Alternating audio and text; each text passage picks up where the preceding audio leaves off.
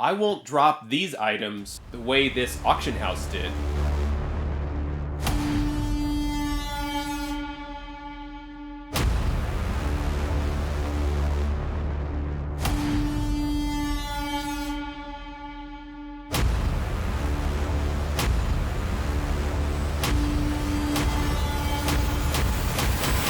Hey there, today I have an unboxing video, and in this video I'm going to open up some of my recent auction winnings from Hake's auctions.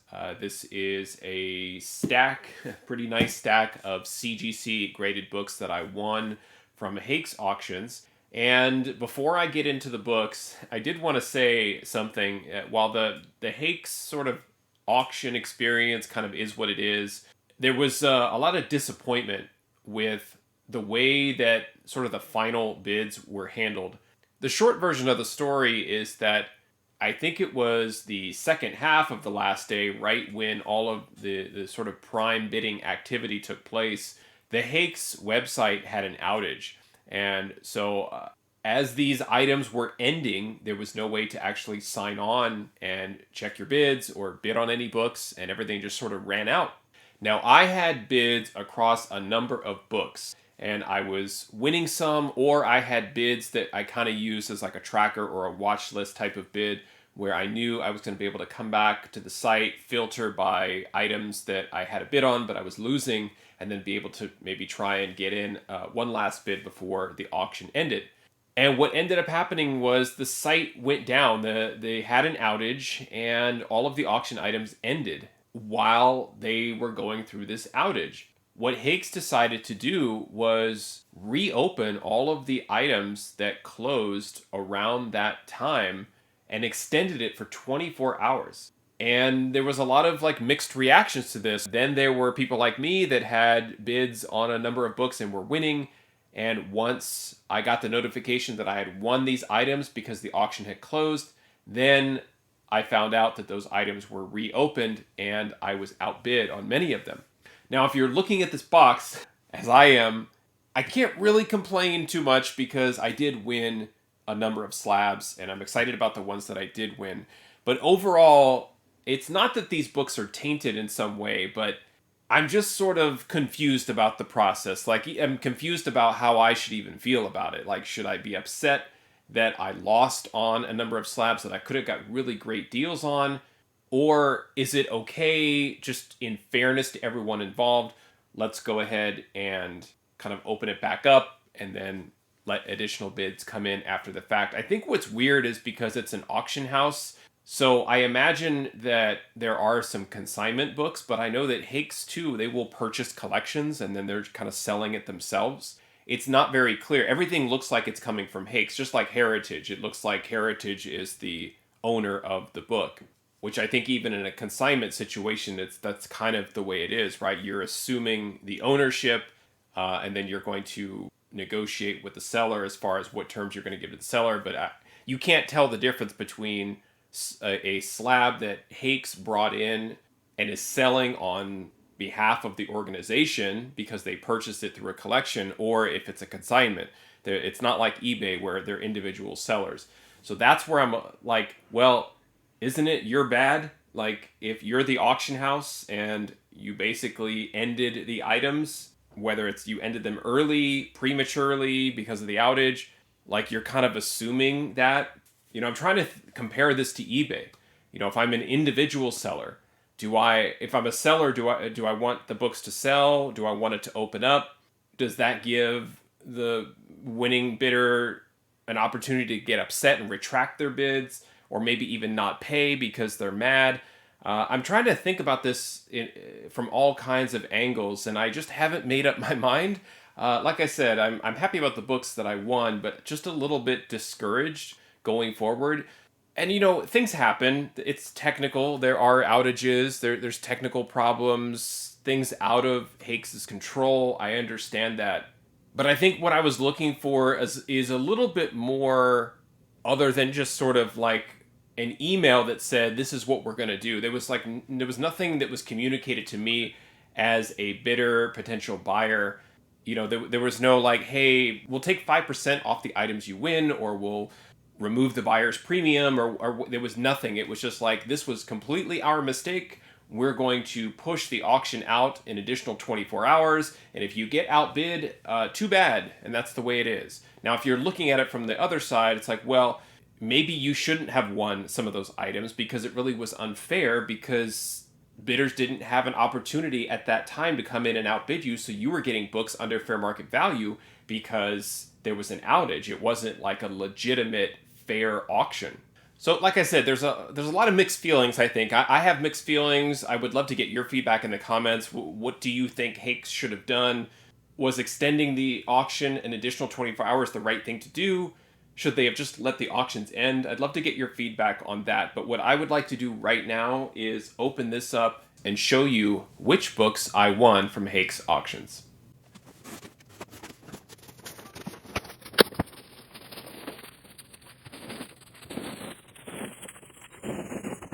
Okay, it looks like they've wrapped their slabs inside of UPS packing envelopes.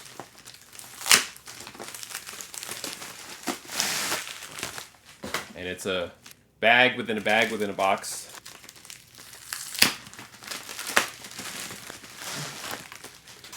And it looks like there's a couple slabs for each one.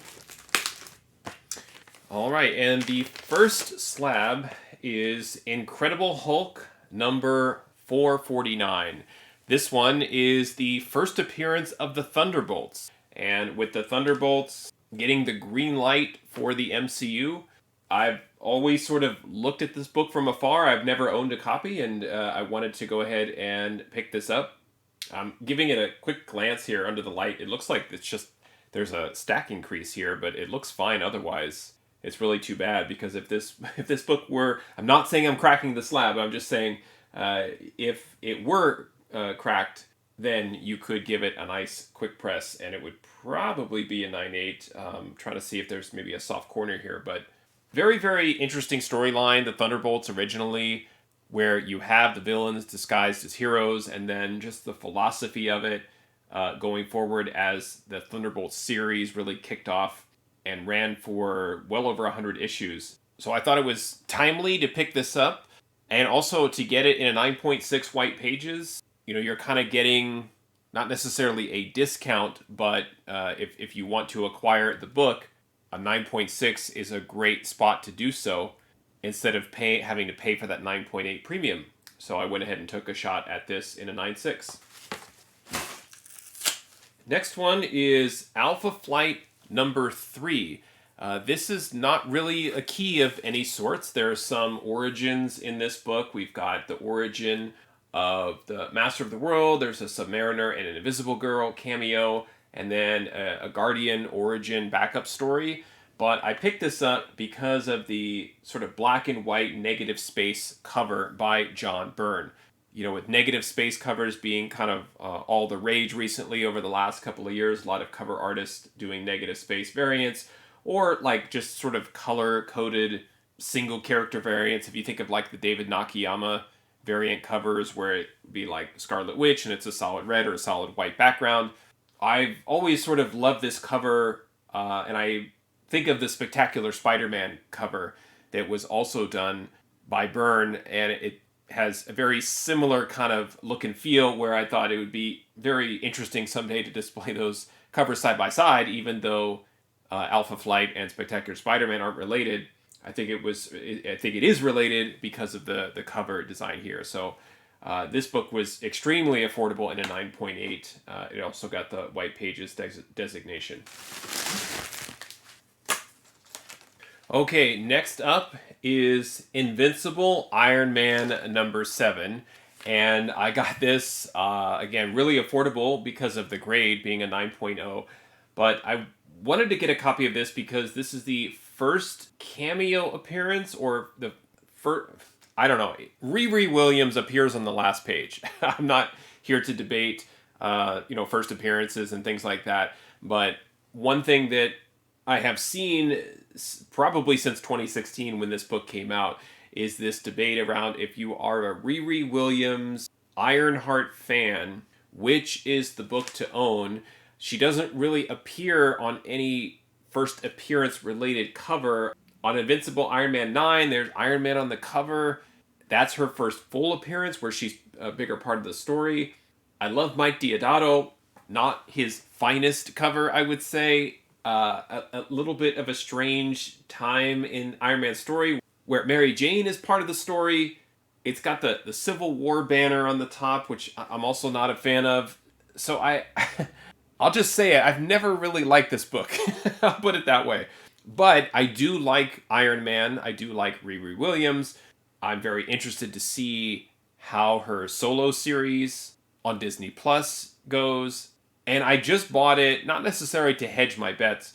I really just bought it so that I could say I have a copy in case people come back around to number 7. But you really have, it's funny how the community gets divided and you've got people on one side or the other. And honestly, it's really not because of a really strong belief in a rule around a character appearance. It's just about which books these people have, the people in the community, speculators and everything. So you either heavily invested in Iron Man 7 or 9, and I always say, why not both? And so that's what I did. I wanted to get a copy of 7. And getting it in a grade like this for me, it kind of sets a benchmark, meaning, okay, now I have the book, so I don't have to have FOMO because I own it, but also there's some opportunity for me to look for an upgrade down the road. All right, and speaking of Iron Man, one of the best Iron Man covers, comics of all time, it is Iron Man number 150, where he is battling Doctor Doom on the cover in a CGC 9.6 white pages. Absolutely stunning. You've got the black background that is very, very tough to get in a high grade. And just looking at it, I do see one color break in the middle of the spine. It's what I would call like a hairline color break, and then there's some additional just corner wear on the top 2 corners. So I would absolutely say this probably is a 9.6. I don't think it's a pressing candidate or anything. Borderline 9.4, but really, really gorgeous spine, a well put together book. Colors look great. So this one I'm very, very happy about. This is a 9.6 white pages of Iron Man number 150. I only have one copy of this book raw, and it's a really older beat up copy, probably somewhere between a 4 and a 6. So this is awesome. I cannot wait to display this one as an Iron Man fan. Love it. Awesome, awesome cover art by John Romita Jr. and Bob Layton.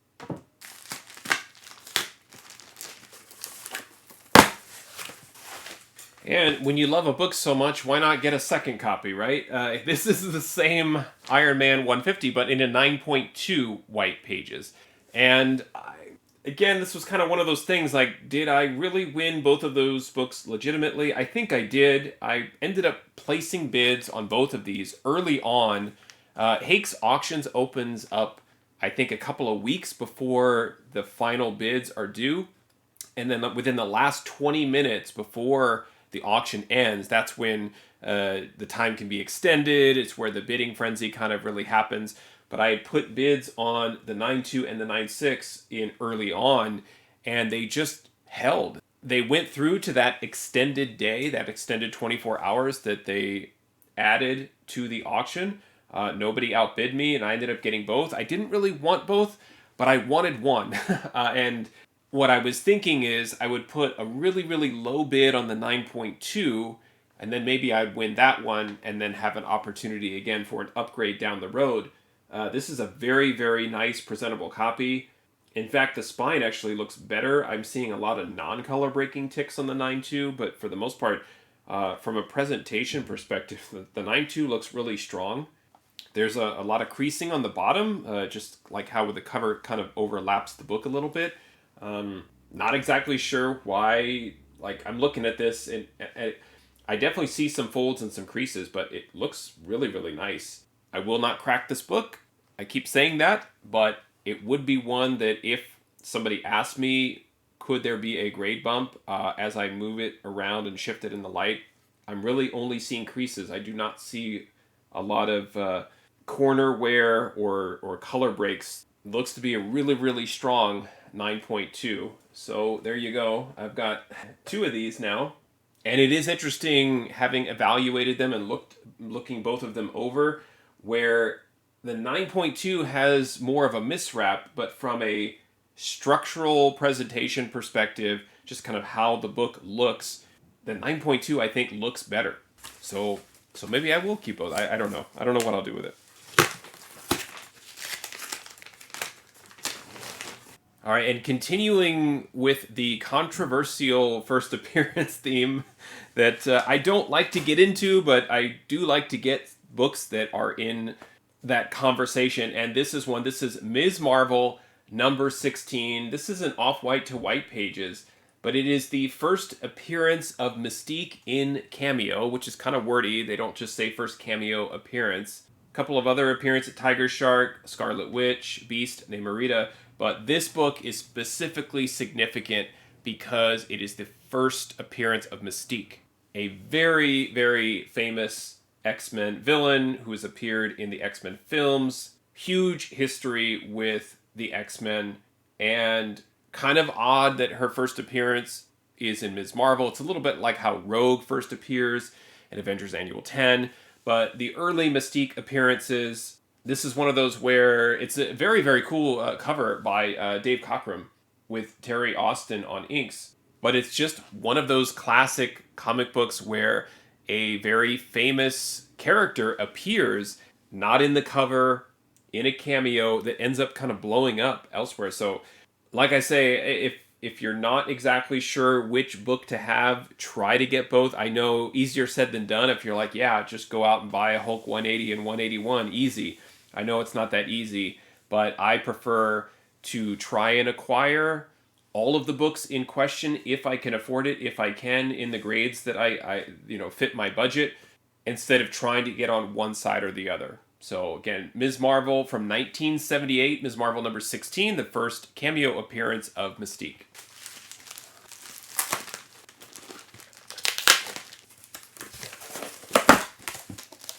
All right, the next book, X-Men number 130 in a 9.0 off-white to white pages. And this is the first appearance of Dazzler. Now, no controversy here. It's a character's first appearance. She appears on the cover. Another great John Romita Jr. cover. A classic X-Men character in Dazzler. I have always wanted this book and bid on this one specifically because the 9.0 fit my budget.